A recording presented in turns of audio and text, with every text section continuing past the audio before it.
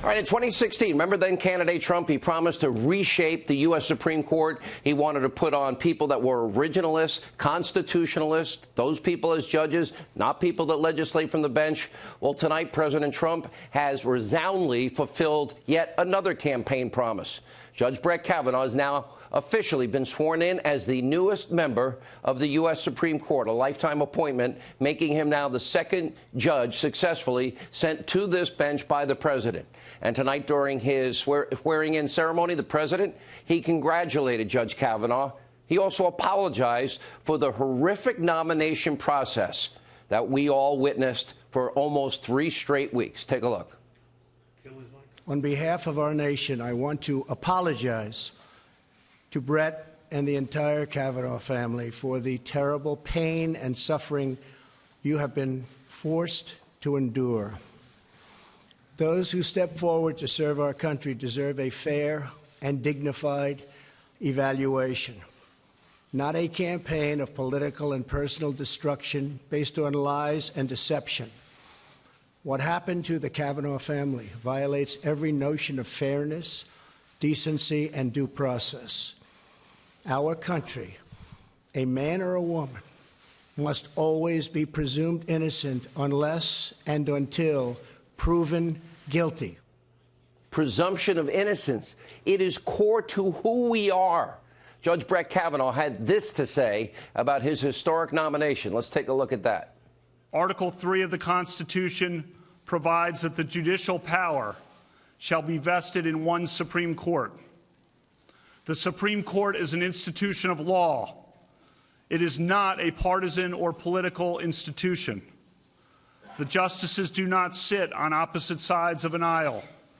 We do not caucus in separate rooms. The Supreme Court is a team of 9, and I will always be a team player on the team of 9. I was not appointed to serve one party or one interest, but to serve one nation. America's Constitution and laws protect every person of every belief and every background. Every litigant in the Supreme Court can be assured that I will listen to their arguments with respect and an open mind. Now, in the face of one of the most despicable, disgusting political hit jobs ever in our history, well, Judge Brett Kavanaugh just made history. Now, from the very beginning, the day that Justice Kennedy announced his retirement, right here on this program, I warned you all of this would happen. Now, tonight we begin, thanks to all of you. This is now the beginning of my 23rd consecutive year right here on the Fox News channel. And over the course of that period, we have chronicled all of this for you. It is the Democratic playbook. We get this all the time. Robert Bork, Clarence Thomas, and now they did it to Justice Kavanaugh and his 2 young girls and his wife and his family. What this is about power. The left will stop at nothing when it comes to blocking a nomination or winning an election. Elected Democrats openly even accusing Kavanaugh of gang rape and drugging teenage girls on a regular, almost weekend basis, calling him evil, comparing him to Bill Cosby, and so much more. And with zero corroborating evidence, 0 corroborating witnesses, and it was based on, nearly 4 decades-old claims, and most of them had holes and inconsistencies all over the place. Now, this kind of guilt by accusation was parroted by the so-called news media in this country, including the late-night so-called comedian and comedy shows with the far-left holier-than-thou hosts like Stephen Colbert. Over the weekend, we had a writer for Colbert's late-night show actually tweeting this: "Whatever happens, I'm just glad we ruined Brett Kavanaugh's life." Just for a second, stand back. Think how ugly and despicable, disgusting that is.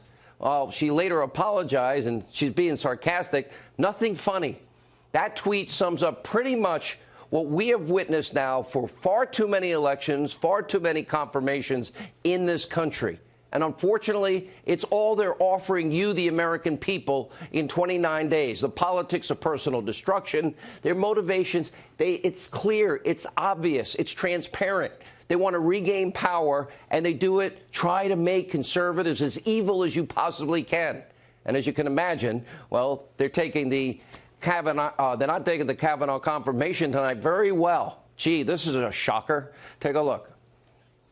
This is the institutionalization of tribalism on the court. Women who are shrieking out in agony, saying, you cannot impose this on us. You can't send us back to the 50s. But Mitch McConnell says, yes, I can. This is a president who says he's for law and order, but not when it comes to sexual assault. That's quite clear.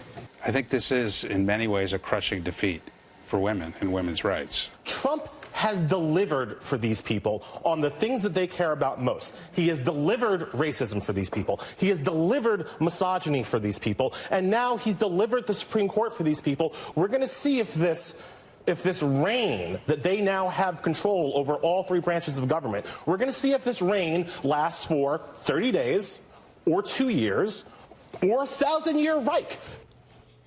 Now, after Senator Susan Collins issued a historic address and bravely cast what was the deciding vote sending Judge Kavanaugh to the bench, well, recently, Senator Collins, her staff, get this, receiving rape threats, death threats, other derogatory calls. An op-ed in the New York Times entitled, "White Women, Come Get Your People," slamming Collins and any woman that thought different than they did and supported Kavanaugh, calling them, quote, gender traitors.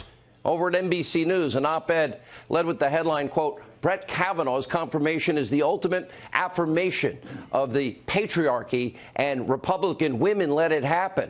Next there is known anti-Semite, anti-Sharia law or Sharia law advocate Linda Sarsour. Really? She's helping organize the Women's March and actually introduced Senator Kirsten Gillibrand in New York at an anti-Kavanaugh protest, a woman that tweeted out, quote, that Senator Collins is, quote, a disgrace and her legacy will be that she was a traitor to women and marginalized communities. History will not treat her kindly. Cancel Kavanaugh, hashtag. As you can see, devoid of any new ideas to help improve our country, make us more secure, more prosperous. Look at what Democrats do. They divide Americans. This is what identity politics is. Every 2 years, every 4 years, you watch elections. What do liberals do? What does the Democratic Party do? They call Republicans and conservatives racist, sexist, misogynistic, xenophobic, homophobic, Islamophobic. They want dirty air and water. Republicans want to take your grandma in a wheelchair and throw them over a cliff, and they want to kill children. It's nothing new. This is their playbook. Don't take my word for it. We have been chronicling a history of slander, character assassination, character bludgeoning by the left for now, as we begin our 23rd year, for decades on this program. Take a look. Many Republicans talk in coded racial language about takers and losers. They demonize President Obama and encourage the ugliest impulses of the paranoid fringe. If you accept the support of Klan sympathizers before you are president, you will accept their support after you're president. He's going to let the big banks once again write their own rules. Unchain Wall Street. They're going to put you all back in chains. It's wrong what the leader of the Republican Party and this Congress are doing in blocking an accurate census because they don't want to count everyone that they don't think they can count on. They are in favor of affirmative action if you can dunk the basketball or sink a three-point shot. But they're not in favor of it if you merely have the potential to be a leader in your community and bring people together. Don't tell me we've got a colorblind society. June 7, 1998, in Texas, my father was killed. He was beaten, chained, and then dragged 3 miles to his death, all because he was black. So when Governor George W. Bush refused to support hate crimes legislation, it was like my father was killed all over again. When you don't vote, you let another church explode. When you don't vote, you allow another cross to burn.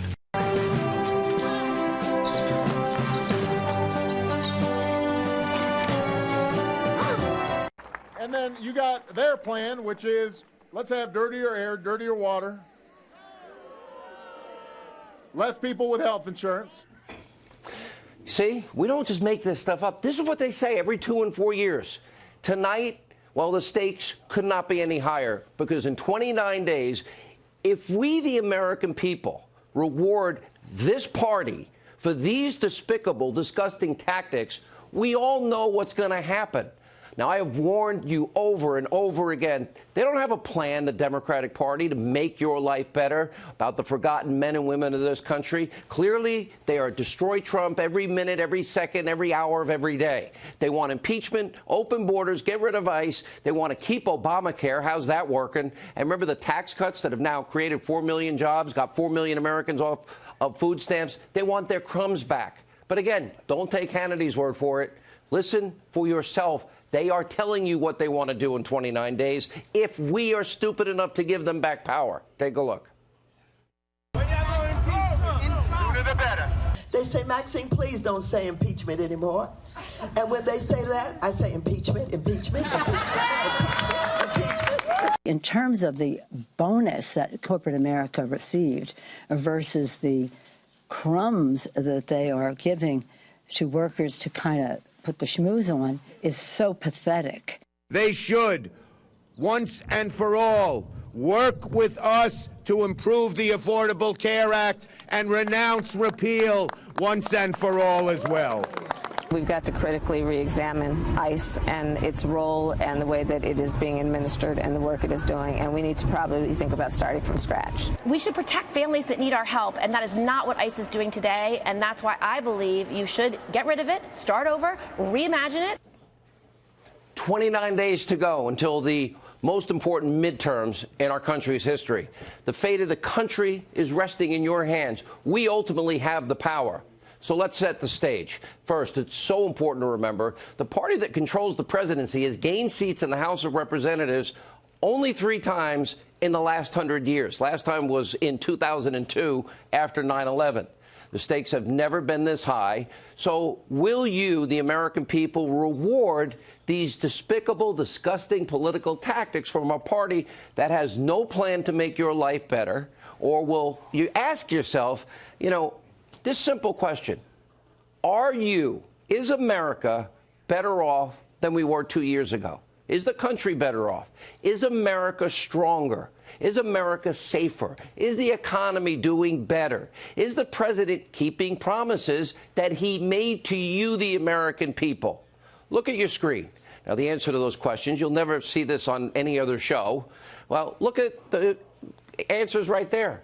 Overwhelming success. The unemployment rate in this country dropped to its lowest level in nearly 50 years. 1969, the Mets won the World Series. It's now at 3.7%. Hispanic unemployment in America, all-time low. We're seeing historic unemployment lows for African Americans, Asian Americans, Hispanic Americans, women in the workforce, youth unemployment. We have record low unemployment now in 14 states out of our 50 states. Manufacturing confidence at an all-time high. By the way, 400,000 new manufacturing jobs brought back to America, jobs Obama said were never coming back. Consumer confidence, all-time high. 4 million fewer people tonight on food stamps than 2 years ago. 8 million people out of poverty. That's happened in 2 years. $3+ trillion spent on securing our borders and building the wall. That's underway. The president kept his promise on NAFTA. He pulled us out of the catastrophic Iranian deal. And don't forget about the historic progress that's going on now. We haven't seen a missile from Little Rocket Man since December of last year. It was like a missile a day being fired by Little Rocket Man. President now making progress. We might be able to have denuclearization of the entire peninsula, in the Korean Peninsula. We have new pipelines that have been opened up. That's American jobs. That's American energy sector now booming in this country. ANWR is now open. Coal miners' jobs have been saved in West Virginia. 2 originalists on the U.S. Supreme Court confirmed. We now have promises made, promises kept. 2 years. President Trump has kept his promise. And again, his agenda is reshaping the country for the better. But tonight, that agenda, 29 days from now, is in jeopardy. Our booming economy in jeopardy. Look closely. If you live in one of those House districts that you see in yellow on your screen, look closely, because those districts are the ones that will decide whether or not Nancy Pelosi will become the next Speaker of the House. Because Pelosi, well, she's already measuring the drapes and planning on what? Endless investigation after investigation, even into the newly appointed Supreme Court Justice, Justice Kavanaugh, sore loser. On top of all the other investigations the House is planning to go after President Trump, 2 years nonstop. They're on a quest. They've been telegraphing it. They want to impeach this president. And all they want is a majority from you to fulfill their seedy dreams. And meanwhile, if you live in one of these states, you're going to decide the future of the United States Senate. By the way, look how close the vote was this weekend. You live in North Dakota, Senator Heidi Heitkamp, well, she gave in to the Democratic mob. She voted against Judge Kavanaugh. And so, too, did Joe Donnelly in Indiana. And so, too, did Bill Nelson in Florida. And so, too, did all of these Democrats, with the exception of one, Joe Manchin of West Virginia. There are no more moderates left in the Democratic Party. There's no diversity of opinion anymore. The Democratic Party has evolved into a party of the radical far left, and they're not thinking about how to help the American people with jobs and security. It's a party that has proven in the last 3 weeks that they have a disdain even for our U.S. Constitution, which should be nonpartisan, which we all love, and basic principles which should unite us, not divide us. Due process, the presumption of innocence. They've now become the party of smears, lies, slander, besmirchment, and bludgeoning. The party of identity politics. Now, in 29 days, every American in every corner of this great country, you've got to rise up and send a message. Democrats, their brand of ruthless politics, you cannot reward people for what they do every 2 and 4 years, what they've done the last 3 weeks. If you don't get to the polls and vote, core principles that we all hold dearly are at stake. This is the most important midterm election in our lifetime.